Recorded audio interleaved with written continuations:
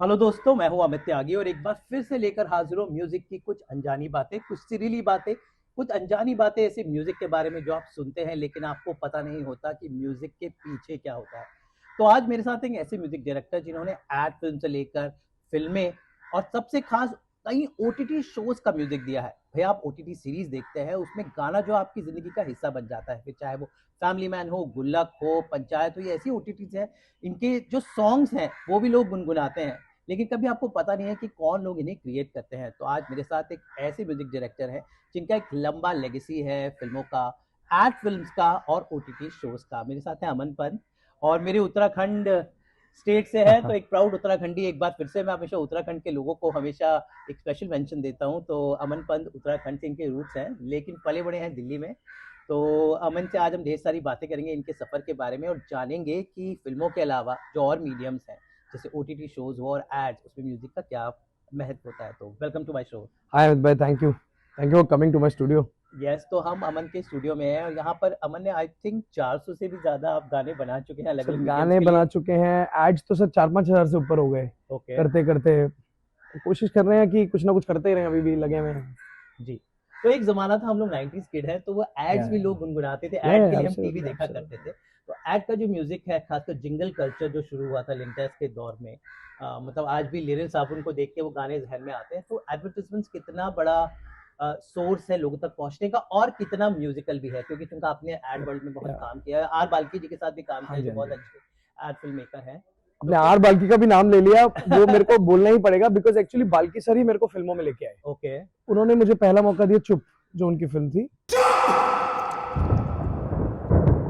तो जाने क्या तूने कही, जो उसका एक। हाँ, वो तो एस डी बर्मन साहब का गाना था, मगर चुप में मैंने स्कोर करा ओके। बेसिकली। जी। तो बाल्की साहब ने मेरे को, बाल्की सर का इसलिए बहुत इंपॉर्टेंस है बिकॉज उनके साथ मैं एड्स कर रहा था, काफी साल से एड्स कर रहे थे हम लोग, और वही लेके आए। तो अपने नाम लिया तो मैंने कहा उनका तो जिक्र करना जी, जरूरी है फिर, है because ना। I think from ad film he is the biggest no no, he is shift to absolutely cinema. Absolutely absolutely. तो हमें एक्चुअली क्या है, देखिए आप देखेंगे सारे अलग अलग फॉर्मेट्स हैं, मगर और सबका एक अलग अंदाज है काम करने का। जैसे अगर आप एड्स में बात करें, हमारे पास एड्स में ना एक लिमिटेड टाइम है, जी। Whether it is 20 second, 30 second, 1 minute maximum. आजकल 30 सेकेंड एड्स ज्यादा टीवी पे स्पेशली चलते हैं, डिजिटल होता है तो 1 मिनट भी चल सकता है। जी। अब उसके अंदर आपको एक ऐसा म्यूजिक बनाना है जो कि ना किसी के जहन में बस जाए। देखिए गाने क्या होते हैं, गाने सुरीले हो सकते हैं, उनको गुनगुना सकते हैं, मगर एड का ऐसा होना चाहिए कि वो ब्रांड को भी आगे लेके जाए, है ना।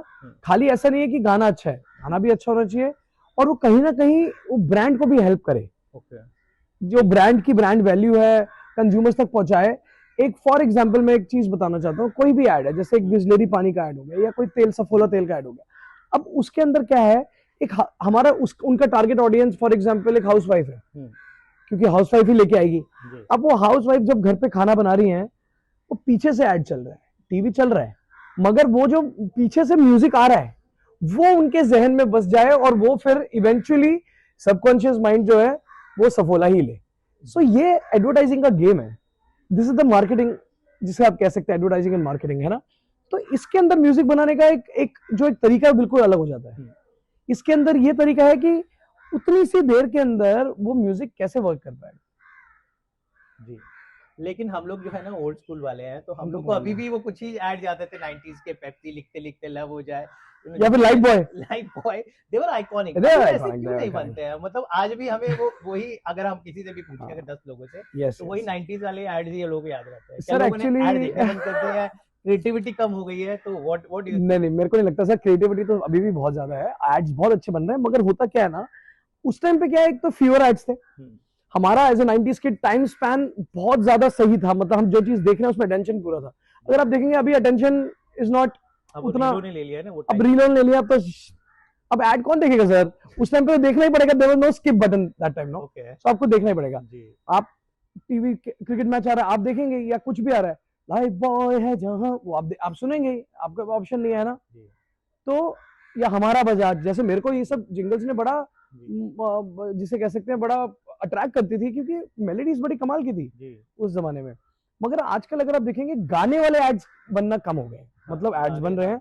जैसे पहले क्या होता था ना, एड्स ज्यादा म्यूजिकल होते थे, जी। एड्स के अंदर ज्यादा चीजें वैसी आती थी जिसमें संगीत का योगदान हो, कोई चीज ऐसी हो। तो अभी वो चीजें कम हो गई थोड़ी सी, जिस तरीके से म्यूजिकल एड्स हैं। जी। मगर जब आते हैं, जैसे मैंने अभी आपको मैं बताऊं, डोमिनोज के लिए मैंने एक बनाया, ओके। कोइंसिडेंटली हमने डोमिनोज पिज्जा भी ऑर्डर करा है और तो डोमिनोज आज की हम बात गा हो के गई। ही आप मुझे सुनाइए। हाँ, तो मैंने सिर्फ डोमिनोज के लिए गाना बनाया, okay. It is called it happens only with pizza. वो डोमिनोज के हर एड में आता है अभी, Okay. It's like their brand song. अब ये डोमिनोज को इतना अच्छा लगा, उन्होंने इसको अपना ब्रांड बना लिया, it happens only with pizza. मुझे लगता है 1.5-2 साल हो गया है ये गाना डोमिनोज ने अपना ब्रांड बना रखा है। They have been using it on all of their ads, 15-20 ad हो गए उनके जिसमें ये गाना यूज हो चुका है। जी। अब ये गाना जब 10 साल चलेगा तो शायद लोगों के जबान पे आ जाएगा, मगर उसके लिए वो गाना 10 साल चलना पड़ेगा। अगर डोमिनोज 3 साल में चेंज कर देगा तो वो ब्रांड आइडेंटिटी नहीं बन पाएगी, 3 साल बाद कुछ और हो जाएगा।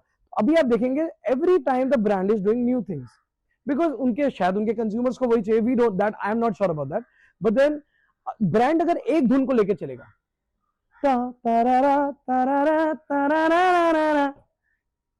ये टाइटन ने लेके चला है, तो आप सुनते हैं आपको पता चलता है टाइटन है। उसका अंदाज अलग हो सकता है, कभी वायलिन पे बज गया, कभी पियानो पे बज गया, कभी गिटार बज गया, बट ट्यून वही है।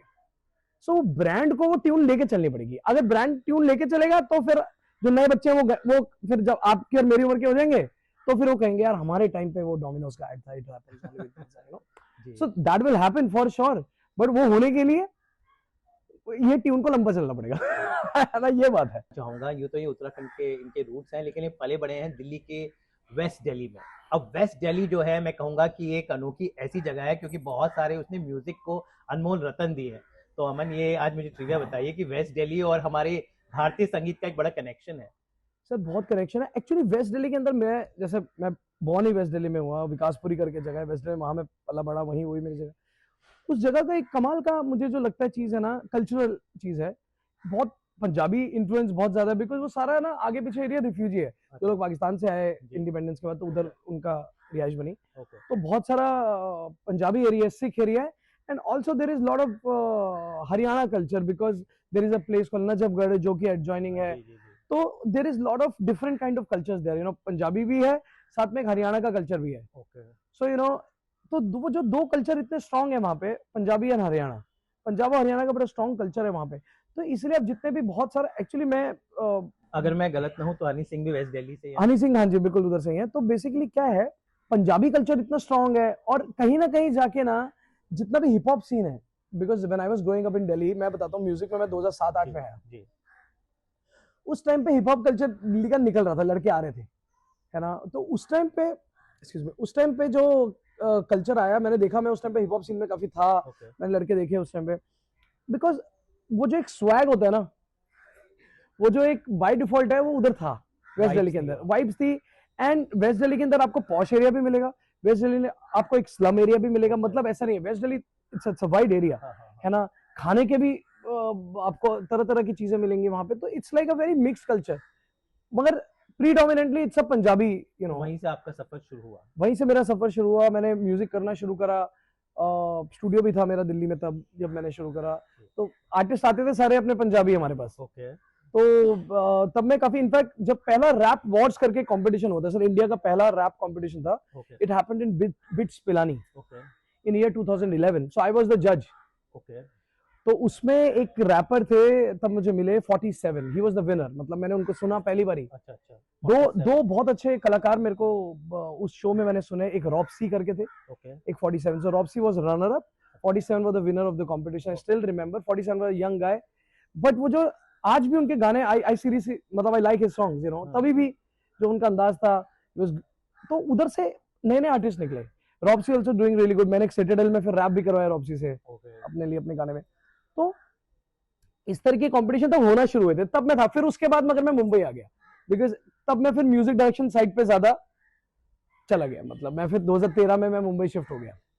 बट उससे पहले दिल्ली में मैं ये सब इन लड़कों के साथ में काफी होता था, और वेस्ट दिल्ली का कल्चर था पूरा हिप हॉप, सो मेरे को पसंद था इसलिए काफी। आपको पता है कि जो इसका ओरिजिनेशन हिप हॉप का, ये मैंने अभी वीडियो एक किया है, हिप हॉप का जो ओरिजिन आए थे हमारे टप्पो से आए थे, जो हमारे पंजाबी टप्पे हैं, they were the original hip hop. आप अगर वो सर मेरे को तो लगता है ओरिजिनल हिप हॉप थे अपने अशोक कुमार जी। रेल गाड़ी बीच वाले स्टेशन बोले रुक रुक रुक रुक रुक रुक रुक रुक रुक रुक रुक रुक, तड़क तड़क लोहे की सड़क, तड़क तड़क लोहे की सड़क, यहाँ से वहां से यहाँ, या बीच वाले स्टेशन बोले रुक रुक रुक रुक रुक रुक रुक रुक धड़क धड़क लोहे की सड़क धड़क। ये तो रियल रैप है सर। आप असली तो अशोक कुमार जी ने करा है रैप। आई थिंक यस, है ना? ओजी 1940s हमारा आजादी के बाद का सिनेमा। हाँ sir, totally Ashok. Rap has always been there. See rap का क्या है ना, it has always been there, just that मुझे लगता है ग्लैमराइज, पॉपुलराइज एक इंडिया बाबा सहगल आए इंडिया में तो एक लेवल पे इंडिया का OG. I still believe it is Baba Sehgal, you know. And as a 90s kid we know, you know, अभी के बच्चों को हो सकता नहीं भी पता हो, बट यू नो हमारे लिए ओजी वाज लाइक, यू नो, ठंडा ठंडा पानी and that kind of songs. दिल धड़की मेरा दिल धड़की। वो बड़ा नयापन था उस टाइम पे।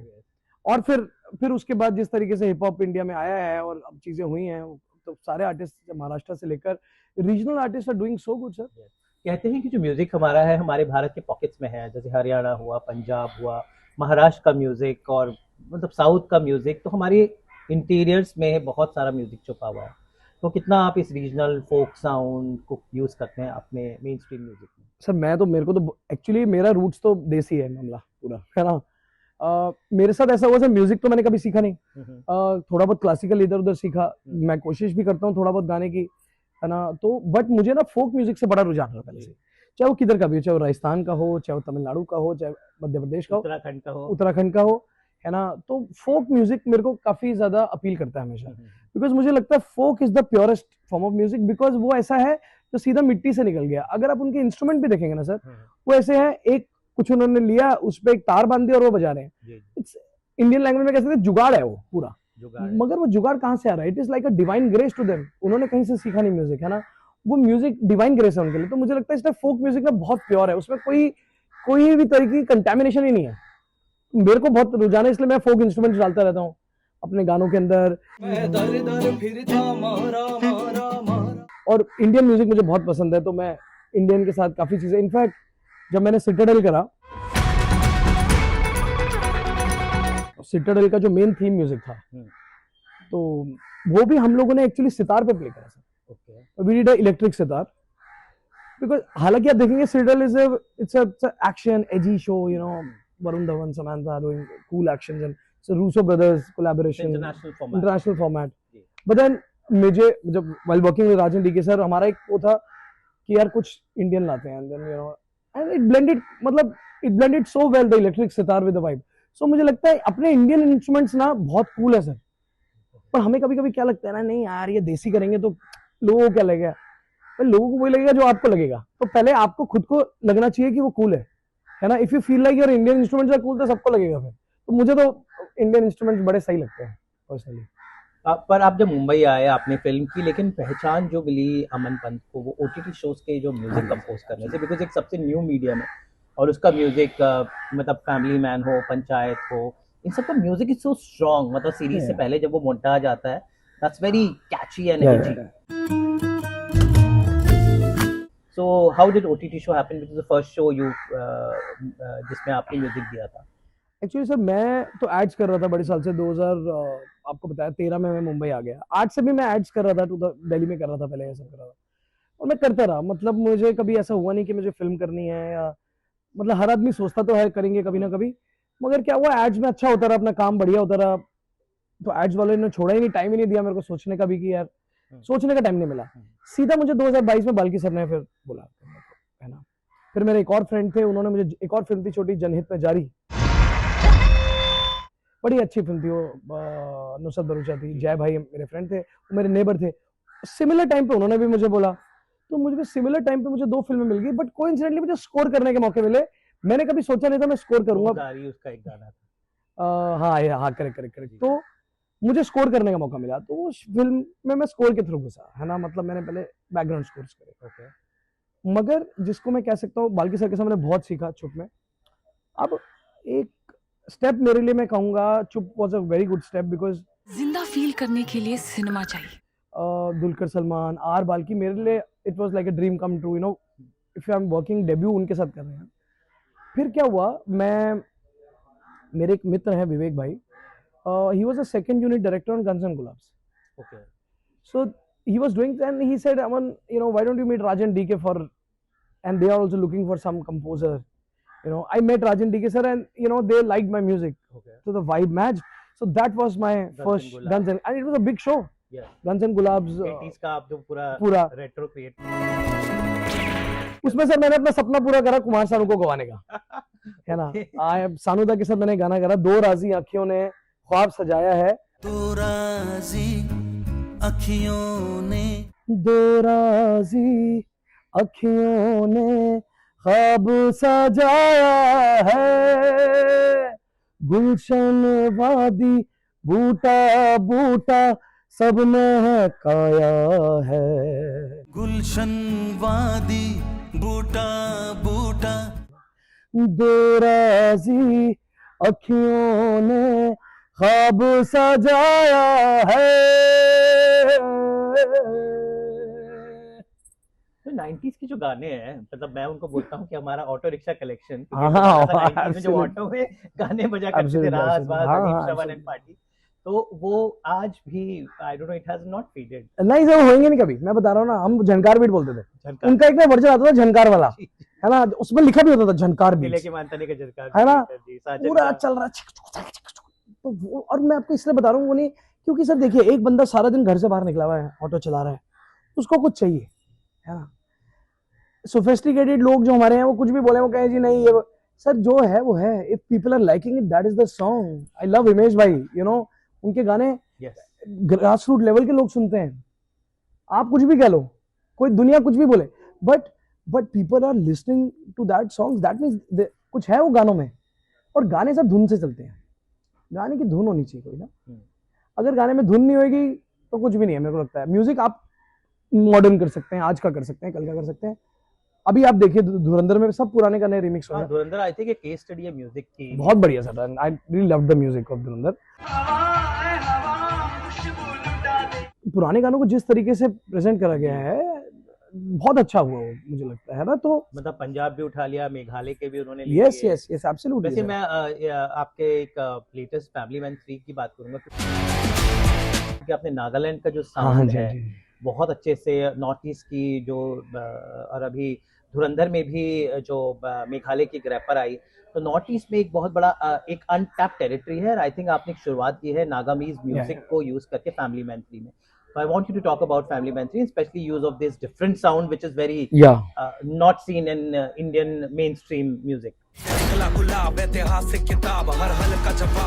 सर फैमिली मैन ना जब मुझे आया वो करना है, तो एक्चुअली फैमिली मैन पहले से ही ब्रांड है बहुत बड़ा। सबसे बड़ा चैलेंज कह सकते हैं इसको या कुछ भी कह सकते हैं, वो ये था कि यार ऑलरेडी जब एग्जिस्टिंग चीज होती है कोई ना, उसमें अब आपको अपनापन डालना है, वो सबसे मुश्किल है, क्योंकि लोगों की एक्सपेक्टेशन ऑलरेडी बनी हुई है उससे। सो मैंने कहा नहीं यार, इसके लिए तो नागालैंड जाना पड़ेगा, है ना। वी वेंट देयर, उधर हमने सर्च करे इंस्ट्रूमेंट्स, और मुझे पता चला यार इधर इतने कमाल इंस्ट्रूमेंट है जो मुझे भी नहीं पता थे। You know I learn that instruments, मतलब मैंने देखे, अच्छा ये भी इंस्ट्रूमेंट होते हैं, अच्छा ये भी इंस्ट्रूमेंट होते हैं, इस तरीके की चीजें हुई। आपने महसूस किया उस जगह को? हाँ जगह म्यूजिक वो सर, और है पहाड़ी तो मैं ही वैसे, है ना, मगर वो एक अलग कल्चर है, वो एक अलग वाइब है। तो वहां जाके इंस्ट्रूमेंट मैंने रिकॉर्ड किया, एक बड़ा कमाल का इंस्ट्रूमेंट मैंने देखा वहां पे सर। वो ऐसा एक पेड़ की टहनी होती है, एक पूरे पेड़ की टहनी कटी हुई, बीच में से उसको टहनी को हॉलो कर देते हैं। It's like a 10 feet tree का ट्रंक को हॉलो कर दिया, एंड उसके ऊपर वुड की स्टिक से लोग बजाते हैं। 5 लोग इधर 5 लोग इधर, रंग चंग चंग जंग, this kind of sound, such a natural sound and it gives you goosebumps, like what kind of sound is this? I've never heard this sound, you know. ये साउंड आपको फोक में ही मिल सकता है, ये साउंड, और ये मैंने फिर उसमें फैमिली मैन का जो अभी थीम म्यूजिक है उसमें डाला। बेगा जान का नागामीज वर्जन जो है उसमें भी मैंने डाला वो, और वहीं के रैपर हैं रायलो, उनसे फिर मैंने करवाया। जो मैंने देखा यार कि हर एक स्टेट का, हर एक जगह का वो अलग कल्चर है, तो उसके साथ आप काम करें ना, अगर उसमें हमने ऐसा नहीं, हमने गिटार्स भी डाली हैं, we have done cool electronic kind of music production also, but then main gist क्या है उसका? मेन जिस्ट नागामीज है, यू नो, मेन जिस्ट वहां के लोग हैं जिन्होंने ये इंस्ट्रूमेंट शायद पता नहीं कौन सी 100 साल पहले बनाए होंगे, 500 साल पहले बनाए होंगे, क्योंकि कोई इंस्ट्रूमेंट नहीं है, उनके उधर पेड़ थे, उन्होंने काटा, उन्होंने कहा यार इधर से अच्छा साउंड आएगा, वो एक इंस्ट्रूमेंट बन गया बढ़िया, और साउंड बड़ा कमाल का है सर, वैसा इंस्ट्रूमेंट मैंने सुना ही नहीं कभी, यू नो। तो ये चीजें जो मुझे काफी इंटरेस्टिंग लगी नागालैंड के म्यूजिक में, और मुझे लगता है अभी बहुत स्कोप है सर वहां पे, आर्टिस्ट ऐसे ऐसे जबरदस्त बैठे हुए हैं, और धीरे धीरे मुझे लगता है आ रहे हैं अभी आगे, है ना, मिल रहा है, बिल्कुल मिल रहा है सर, अभी आएगा, अभी तो क्योंकि बहुत टैलेंटेड आर्टिस्ट है वहाँ पे भी। आपने पहाड़ों की बात की तो उत्तराखंड का म्यूजिक मतलब भेरू पाखो से लेकर इतने सारे अभी गाने बहुत वायरल हो रहे हैं उत्तराखंड, तो उत्तराखंड का फोक म्यूजिक से कितना कनेक्टेड रहे आपके परिवार में, मतलब since your roots are there, what you feel about the Pahari music of Uttarakhand and Himachal also, क्योंकि वहाँ पे भी अनटैप्ड एक बहुत सारा म्यूजिक लेगेसी है। सर मुझे लगता है लोग ना प्लेन्स में तो पहुंच गए, पहाड़ों में अभी पहुंचेंगे, अभी भी उतना पहुंच नहीं पाए लोग पहाड़ों में अगर आप देखेंगे, मगर अब धीरे धीरे लोग पहुंच रहे हैं in terms of musicality of it, you know. तो पहाड़ का म्यूजिक मेरे लिए बड़ा, एक्चुअली मेरे लिए पहाड़ का म्यूजिक था, मेरे घर पे होली होती थी। उत्तराखंड के घरों में ना एक बड़ा एक प्रोमिनेंट कल्चर था। So basically my father is Pahari, mother is Punjabi, but then घर पे I born born up within a joint family with my grandparents living together. तो घर में होली के फंक्शंस होते थे जिसमें औरतें आएंगी, है ना, और वो जिसको जैसे आप वो जो होली गीत होते हैं, जिसको होली गीत कह सकते हैं, वो होली गीत वो सब गाती थी, तो वो उस तरीके से, तो तभी ये बेड़ बाकू और ये सब सुना हमने ना। मगर मुझे लगता है पहाड़ के म्यूजिक में भी बहुत स्कोप है सर। मेरा तो कोशिश रहेगी कि अपना जहाँ के हैं वहाँ के म्यूजिक को तो आगे बढ़ाएं, है ना।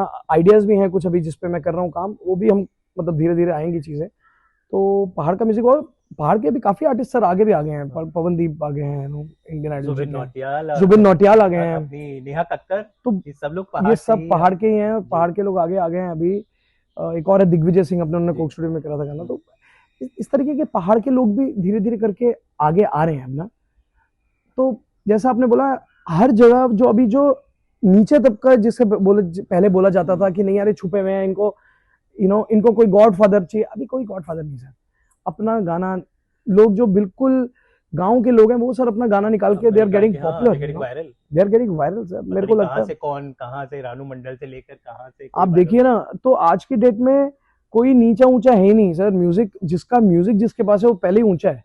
कला जिसके पास है, मुझे लगता है आर्ट सबसे बड़ी चीज है दुनिया में ना, और ये भगवान की देन है। अगर आपको भगवान की देन है आर्ट का ना, तो मुझे लगता है आप सबसे बड़े हैं। और आज की डेट में आपके पास एक और देन है जिसका नाम है phone, internet, Instagram, these kind of view, YouTube.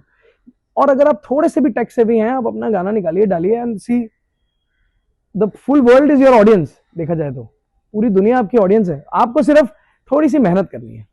तो आज हम अमन पन के साथ हैं, तो आपकी वाइब्स क्या है, विद द मूड, आप किस तरह का म्यूजिक गाते हैं? आज हम आपका म्यूजिक सुनना चाहेंगे। मैं सर एक्चुअली ना, ये थोड़ा कमाल कॉम्बिनेशन है मेरा, अलग तरीके का, क्योंकि मैं फोक म्यूजिक भी पसंद है और मुझे रैप म्यूजिक भी पसंद है जी। अभी सिंगल पापा आया, उसमें काफी मेरा म्यूजिक भी काफी most watched content on Netflix, क्योंकि नेटफ्लिक्स ने पहली बार एक सीजन 2 एक साथ अनाउंस किया। एक साथ सिंगल पापा में मेरे 7 गाने थे, जिसमें 4 मैंने खुद गाए। ले पिटारा खोल गाय आवाज बेसिकली सिंगल पापा में सुनने को मिली। हाँ, तो उसका जो अब देखिए आप, उसमें गाना है मेरा, बावे थोड़ा ठहर बे जीजिया शहर में, जीजी की ये गैंडनेस वो भी पूरी जहर है, मैं चलूं आगे पीछे पूरा काफिला चले, मेरा राग मेरा स्वैग पूरा कातिला लगे, मैं बात भी करूं तो गुनहगार लगूं, मेरा तरीका सलीका शिकाना ही लगे, तेरे शहर में जो चले मेरी थार है, बावे तेरे भाई के भी बड़े कारोबार है। अब if you see this song, it has got a swag, इसी में मैंने दूसरा गाना है, इब्ना जाने अगर ना मगर झूम में सब कुछ भूल भाल के। ये दोनों का अंदाज बिल्कुल अलग है। ये तो बड़े हरियाणवी, ये हरियाणवी है ना। और इब्ना जाने अगर ना मगर झूम में सब कुछ भूल भाल के। तो हरियाणवी जो है ना भाषा बिल्कुल लट की तरह होती है। लट है सर, वो लट है लगती है। तो वो सही है, वो जो है ना, ये जो है वो अंदर से होता है सर, वो जोश चाहिए उसके अंदर ना, वो लट चाहिए। तो हर लैंग्वेज का एक अलग गेम है। मगर मेरा क्या है ना, स्टाइलिंग तो मेरी 2 स्टाइलिंग है, मतलब I personally like hip hop music also, और मैं फोक म्यूजिक से भी बड़ा प्रभावित रहा हूँ, है ना, क्लासिकल म्यूजिक से बहुत प्रभावित रहा हूँ। तो मेरे को वो भी पसंद है कंपोज करना। जैसे सिटाडेल में मैंने गजल कंपोज करी है सर। तो फ्रॉम गजल टू फोक टू, मेरे को गाने का भी पसंद है, मेरे को अच्छा लगता है, मजा आता है एक्चुअली। मेरे को ना म्यूजिक में, अगर अब मैं कहूंगा कि होता है ना कि रुझान, मुझे सर म्यूजिक में मजा आता है। अब उसको शायद मेरा दिमाग ऐसा है कि मैं जॉनर में नहीं बांट पा रहा हूँ उसको। बांट सकते हैं हम, ये हिप हॉप है, ये फोक है, ये क्लासिकल है, ये रॉक है, जॉनर तो 10 हो सकते हैं, आजकल तो और नए आ गए। मगर I think it is all music end of the day. So I am enjoying my life, I am enjoying my music. मुझे लगता है वही सबसे बड़ी चीज है। तो 2026 में सिंगल पापा के साथ आपकी शुरुआत हो गई, म्यूजिक आ चुका Yeah, है। yeah. अभी क्या प्लान्स हैं, because I think you are doing a lot of independent Yes, music, yes, yes. Your own music videos. ये सर अभी ये साल काफी सारी चीजें मेरी अपनी खुद की भी चल रही हैं, मतलब फिल्में तो मैं कर ही रहा हूँ, है ना, lot of good and projects are happening this year also, but then मुझे लगता है कि खुद का म्यूजिक भी करना बहुत जरूरी है। तो मैं अपने गानों पे काम कर रहा हूँ। आई थिंक इस साल 7 से लेकर 10 टारगेट है कि 8 से लेकर 10 गाने कर पाए। एक एल्बम पे काम चल रहा है मेरा, तो हो सकता है उस पर वो निकले, एक एक करके सिंगल्स भी निकाल रहे हैं अभी। तो ये साल focusing on my own personal songs also. तो चलिए उम्मीद करते हैं, आई think you have a very great start with single पापा, Thank you, एंड Aman, उम्मीद thank करते you, हैं कि 2026 में अमन पंत का रियल स्वैग और देखने को मिले, and all the best for all your Thank you, projects, and Aman, इसी thank you. तरह आई थिंक म्यूजिक को प्रमोट करते रहें। Thank you And Amit because भाई। बहुत ज़रूरी है कि मैं दिखाऊं, मैं हमेशा कोशिश करता हूं कि म्यूज़िक के पीछे के चेहरे, जो मेहनत है, जो लोग बहुत मेहनत से म्यूज़िक निकलता है। बस आखिर में ये मैं एंड करना चाहूँगा कि एआई आ गया है, लोग तरह तरह की अटकलें लगाते हैं कि आजकल तो भाई ख़त्म हो गया है, गाना तो मशीनें बना देती है, एआई बना देता है। तो क्या एआई एक बहुत बड़ा डेंजर है? बिकॉज आजकल पूरी फिल्में बन जाती हैं, बस आप सब एआई हो में जाएगा। डालो टेट और सब कुछ हाँ ready सब है। हो जाएगा सर, सब हो जाएगा सर, सब हो जाएगा। एआई प्यार तो नहीं कर सकता ना सर। सी गाना क्या है, आज मैं गाना गा रहा हूँ, दैट इज माय एक्सप्रेशन, है ना। हो सकता है उसमें थोड़ा सुर का ऊपर नीचे हो सकता है कुछ हो, बट वो एक एक्सप्रेशन है सर। और हर आर्टिस्ट का एक अलग एक्सप्रेशन है। अगर आप एक गाना गाएंगे तो आपका एक अलग एक्सप्रेशन होगा, आप बनाएंगे, आप लिखेंगे, वो आपकी सोच और आपकी अपब्रिंगिंग पे डिपेंड करेगा। उसी तरीके से हम चीजें करते हैं, किसी और का किसी और का, तभी अलग अलग आर्टिस्ट हैं, अलग अलग साउंड है। एआई तो एक ही साउंड है, पहली बात। दूसरा क्या है, वो एआई कहाँ से लेके आ रहा है वो हमें पता नहीं सर अभी। वो इट्स एक्चुअली टेक्निकली मुझे लगता है कॉपीराइट इन्फ्रिंजमेंट भी है एक तरीके की। वो अभी उस पर बहुत सारे रूल्स आने वाले हैं सर। वार्नर ब्रॉस के साथ उनका कुछ चल रहा था, लॉट ऑफ थिंग्स। अभी ना सब ना ग्रे एरिया, अभी लोग ऐसे सर, आर्टिस्ट जो है ना वो अपनी फीलिंग से चलता है आगे, जो उसका इमोशन है। तो एआई इमोशन तो नहीं ले लेगा ना सर।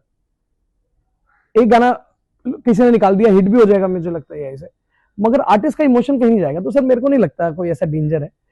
अगर आर्टिस्टों को यूज करना है एज अ टूल यूज कर सकते हैं, है ना, अगर अपने हेल्प के लिए करना है किसी को कर सकता है, पर मेरे को नहीं लगता कि कुछ भी डेंजर है। टेंशन नहीं अपने को।